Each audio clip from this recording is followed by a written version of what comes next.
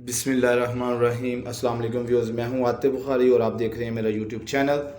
आज हम बात करेंगे एक्सेल के अंदर फार्मूलाज की। यहां पे हम आज जो कैलकुलेट करेंगे वो डिफरेंट डिस्ट्रिक्ट की सेल की कैलकुलेशन करेंगे मुख्तलिफ फार्मूलाज का इस्तेमाल करते हुए।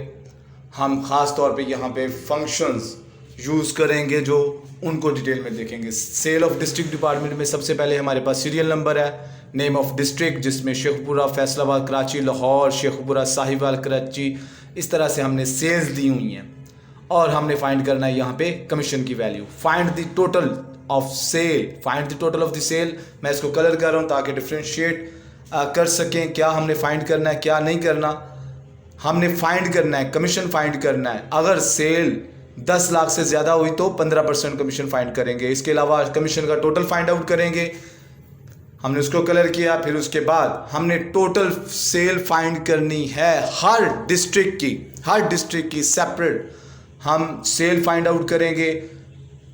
वो कैसे और किस तरह से उसे बड़ी डिटेल में देखेंगे हम यहाँ पे। शेखपुरा, कराची, लाहौर, साहिवाल, मुल्तान, पेशावर, हमने हर डिस्ट्रिक्ट की सेल की कैलकुलेशन सेपरेट करेंगे। इसको बड़े अच्छे तरीके से देखेंगे। इसके लिए हम इफ़ स्टेटमेंट का यूज़ करेंगे, कैसे और किस तरह से, ये आज इसकी वीडियो में हम देखेंगे। व्यूज़, मेरे चैनल को प्लीज़ सब्सक्राइब कीजिए। इंशाल्लाह आने वाले वीडियोस के अंदर आपको और बहुत सारी एक्सेल के फार्मूलाज के मतलब मालूमात देखने को मिलेंगी। जी, हम सबसे पहले सेल का टोटल करते हैं। टोटल सेल कैसे फाइंड आउट होगी? Is equal to sum. Sale लिखी गई है सी कॉलम के अंदर, C3 से लेके C17 तक, C3 से लेके C17 तक हम सम करेंगे इसका, तो हमारे पास सेल आ जाएगी। ये देखें, हम इसको थोड़ा सा कॉलम को एक्सपेंड करते हैं तो हमारे पास ग्रैंड टोटल सेल के अंदर दिखाई दे रहा है। मैं इसको हाईलाइट कर देता हूं ताकि हमें डिफरेंस दिखाई देता रहे। जी, हमने सबसे पहले टोटल सेल फाइंड कर ली है, जो हमारे पास वैल्यू आ गई। होप सो गाइस आपको ये बात समझ आई है। नेक्स्ट है कमीशन। कमीशन को पहले कैलकुलेट करने से पहले ये चीज़ देखना ज़रूरी है कि हमने यहाँ पे जो फॉर्मूला लगाना है वो क्या लगाना है। हम यहाँ पे इफ फॉर्मूला लगाएंगे। इफ फॉर्मूला को लगाने के लिए आपको इसको समझना ज़रूरी है। सबसे पहले लॉजिकल टेस्ट को देखा जाएगा। लॉजिकल टेस्ट से मुराद है कंडीशन क्या लगाई जाएगी। कंडीशन अगर फुलफिल हुई तो ट्रू आंसर क्या होगा, और अगर कंडीशन फुलफिल ना हुई तो फॉल्स आंसर क्या होगा, हम ये देखेंगे। ये ऐसे ही है जैसे कि अगर तुम पास हुए तो मोटर बाइक मिलेगी, अगर फेल हो गए तो नहीं मिलेगी। जी, कंडीशन क्या है? कंडीशन ये है कि सेल अगर 10 लाख से ज्यादा हुई तो 15% कमीशन मिलेगा। कंडीशन ये है कि अगर सेल 10 लाख से ज्यादा हुई तो 15% कमीशन मिलेगा। इज इक्वल टू हमसे शुरू करेंगे। If C3 is greater than 10 lakh, if C3 is greater than 10 lakh, हमने कंडीशन लगा दी। देखें, लॉजिकल टेस्ट हमने लगा दिया, कॉमा लगाएंगे और उसके बाद हम ट्रू, अगर कंडीशन ट्रू होती है तो हम लिखेंगे, क्या लिखेंगे, हम C3 को मल्टीप्लाई करवाएंगे 15 के साथ और डिवाइड करवाएंगे 100 के ऊपर, क्योंकि 15% लेना है तो आपने मल्टीप्लाई करवाने के बाद 100 पे डिवाइड भी करना है।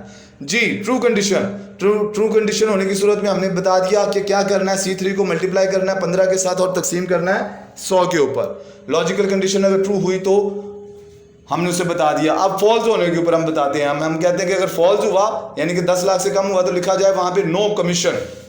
क्या लिखा जाए? No commission, inverted commas close, bracket बंद। और मैं दोबारा से बता रहा हूं, लॉजिकल टेस्ट हमने क्या लगाया? लॉजिकल टेस्ट लगाया C3 is greater than 10 lakh, तो लॉजिकल टेस्ट दे दिया। अगर C3 10 लाख से बड़ा हुआ तो टेस्ट ट्रू होने के ऊपर, लॉजिकल टेस्ट ट्रू होने के ऊपर C3 को मल्टीप्लाई किया जाएगा 15 के साथ और डिवाइड 100 के ऊपर, और फॉल्स होने के ऊपर लिखा जाए नो कमीशन। जी, एंटर प्रेस करेंगे। जी, कैलकुलेशन के मुताबिक हमारे पास आ गया नो कमीशन, क्योंकि सेल की वैल्यू 10 लाख से कम है। जी, मैं दोबारा उसके ऊपर क्लिक करता हूं तो देखिए ऊपर आपको फंक्शन बार के ऊपर सारा फॉर्मूला दिखाई दे रहा है। लॉजिकल टेस्ट क्या लगाया था? ट्रू होने के ऊपर, फॉल्स होने के ऊपर क्या होता है। जी, क्लिक करेंगे उसके ऊपर और कॉर्नर से क्लिक करके ड्रैग करेंगे तो देखिएगा तमाम जगहों पे कैलकुलेशन हो जाएगी ऑटोमेटिकली। मुझे दोबारा फार्मूला लगाने की जरूरत नहीं है, मैं कोई वैल्यू चेंज करके देखता हूँ जी। मैं यहाँ पे नो कमीशन लिखा हुआ, तो मैं यहाँ पे 12 लाख सेल करता हूँ और देखता हूँ क्या कमीशन आता है यहाँ पे जी। मैंने 12 लाख लिखा और कैलकुलेशन आ गई आपके पास। मैं एक जगह पे और चेंज करता हूँ, मैं यहाँ पे चेंज करता हूँ और देखता हूँ कि आया वाकई यहाँ पे कमीशन की कैलकुलेशन होती है जी, हो रही है।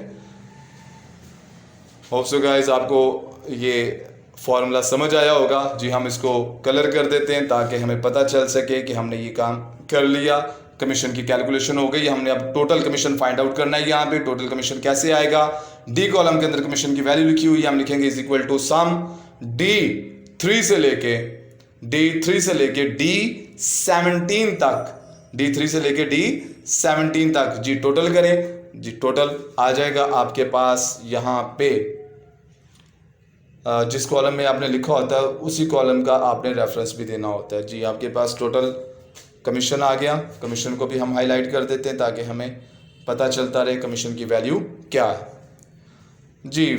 हमने टोटल सेल फाइंड करनी थी, कर ली। हमने कमीशन फाइंड करना था, कर लिया। अब डिस्ट्रिक्ट की बारी है। अब हम हर डिस्ट्रिक्ट की सेल अलग से फाइंड करेंगे। इसके लिए हम फॉर्मूला लगाएंगे। इसके लिए याद रखिएगा फॉर्मूला जो है उसको ख़ास तौर पे समझना ज़रूरी है। हमने जो डिस्ट्रिक्ट नेम लिखे हुए हैं वो बी कॉलम के अंदर लिखे हुए हैं और सेल की अमाउंट सी कॉलम के अंदर लिखी हुई है। ये अहम है, ये समझना है, ख़ास तौर पे समझना है। मैं शेखुपुरा एसकेपी कहाँ पे लिखा हुआ है, बी कॉलम के अंदर, और उसकी सेल कहाँ पे लिखी हुई है, सी कॉलम के अंदर। फॉर्मूला लगाने लगा हूँ, ज़रा गौर कीजिएगा। इज इक्वल टू, हमने यहाँ पे इफ का फॉर्मूला लगाना है, लेकिन यहाँ पे सम इफ लगेगा।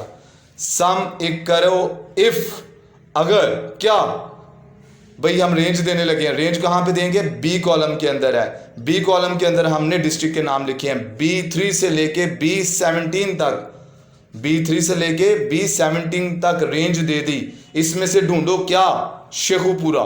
क्या ढूंढो, शेखुपुरा। कॉमा लगा के इन्वर्टेड कॉमास में आपने लिखना है। याद रहे स्पेलिंग सेम होने चाहिए, अगर स्पेलिंग सेम ना हुए तो वो फाइंड नहीं करेगा। एसकेपी जो हमने लिखे थे वही हम यहाँ पे लिखेंगे जी। उसके बाद हमने रेंज देने के बाद क्या फाइंड करवाया, शेखुपुरा, और उसके बाद हम कहेंगे कि उसका क्या करो, सम करो। सम किस में करे, सी कॉलम के अंदर सेल लिखा हुआ है, C3 से लेके C17 तक जी। इसमें से उसका सम ढूंढे। हम इक्वल टू प्रेस करेंगे जी, आपके पास आ गया। ये इसको थोड़ा सा कॉलम को एक्सपेंड करते हैं, शेखुपुरा की वैल्यू आपके पास आ गई।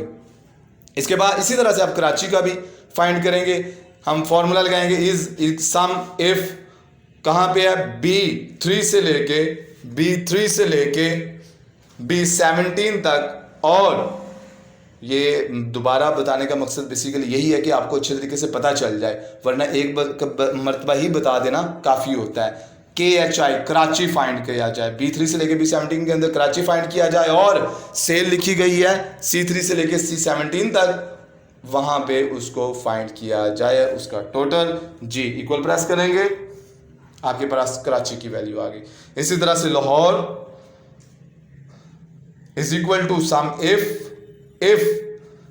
हम सम इफ, अच्छा याद रखिए यहाँ पे एक स्पेल भी गलत हो गया फॉर्मूले के अंदर तो आंसर सही नहीं आएगा। मैं लाहौर की कैलकुलेशन करने के बाद आपको साहिवाल की कैलकुलेशन के अंदर एक एरर करके दूंगा, देखिएगा हमारे पास आंसर नहीं आएगा जी। सम इफ B3 से लेके B17 तक LHR, इससे कोई फर्क नहीं पड़ता कि आप स्मॉल में लिखें या कैपिटल में लिखें, इससे कोई फर्क नहीं पड़ेगा, लेकिन स्पेलिंग सेम होने चाहिए। LHR मैंने देखे स्मॉल में लिखे हैं, कॉमा C3 से लेके C17 तक, इसका टोटल ढूंढे 17 तक जी। क्लोज करेंगे, एंटर करेंगे, लाहौर की वैल्यू भी हमारे पास आ जाएगी, लाहौर का टोटल भी आ जाएगा। साहिवाल है next, is equal to, capital या स्मॉल वर्ड लिखने से कोई फर्क नहीं पड़ता, लेकिन हाँ स्पेलिंग गलत लिखने से फर्क पड़ेगा। देखिएगा B3 से लेके B17 तक ढूंढना है SHWL साहिवाल, लेकिन मैं स्पेलिंग गलत लिखता हूँ, जरा देख लीजिएगा।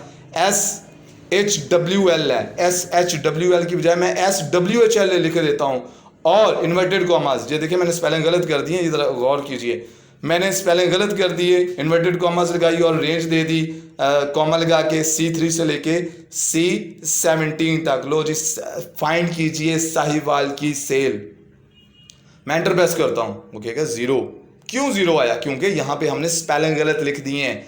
साहिवाल के स्पेलिंग SHWL आना था, मैंने यहाँ पे पहले क्या लिख दिया, SWH लिख दिया। तो मैं स्पेलिंग जैसे ठीक करूंगा, देखिएगा मैं स्पेलिंग ठीक करता हूँ, SHWL तो देखिए आपके पास उसकी कैलकुलेशन आ गई। इसी तरह से मुल्तान की कैलकुलेशन की जा सकती है, मुल्तान की वैल्यू भी फाइंड आउट हो जाएगी। इस सम इफ B3 से लेके B17 तक कॉमास में आप उसका शहर का नाम लिखेंगे, जो भी आप कंडीशन लगाना चाहते हैं वो लगा देंगे। और